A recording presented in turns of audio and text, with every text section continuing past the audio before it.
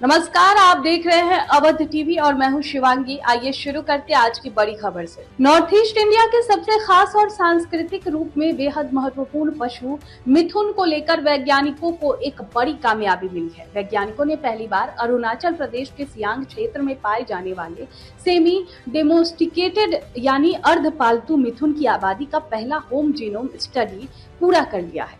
इस रिसर्च के बाद इस अनोखे जीव के संरक्षण और उसकी नस्ल सुधारने के लिए एक मजबूत वैज्ञानिक रास्ता मिल गया है।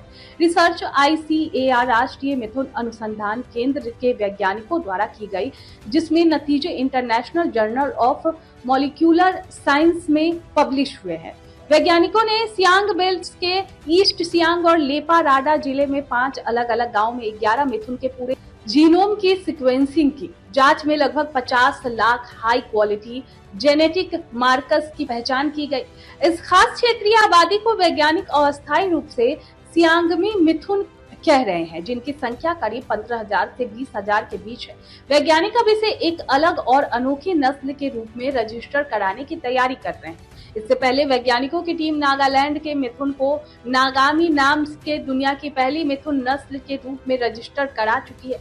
इस स्टडी की सबसे बड़ी और राहत देने वाली बात यह है कि सियांग के मिथुन में कोई नया खतरा नहीं देखा गया है। दरअसल सदियों में सियांग नदी घाटी के भूगोल और जंगलों के चलते ये मिथुन बाकी इलाकों से कट रहे हैं। यहाँ के आदिवासी समुदाय इन्हें खुले जंगलों पालते आ रहे हैं। इन लंबे आइसोलेशन की वजह से इनका एक बिल्कुल अलग और शुद्ध जेनेटिक ढांचा तैयार हो गया है, जो जेनेटिक बीमारियों के मुक्त है।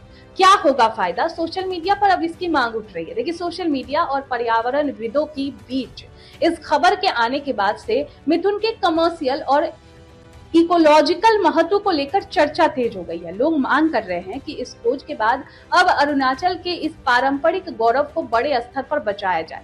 वैज्ञानिकों का कहना है कि इस डेटा की मदद से अब साइंस गाइडेड ब्रीडिंग की जा सकती है, यानी अलग अलग गांवों के मिथुन बैलों की अदला बदली करके और जीनोम इन्फॉर्मेड प्रोग्राम चलाकर इनकी जेनेटिक हेल्थ को और भी ज्यादा मजबूत और लचीला बनाया जा सकता है। पूरे भारत में लगभग 3.84 लाख मिथुन है, जिसमें से अकेले 70% मिथुन अरुणाचल प्रदेश में पाए जाते हैं।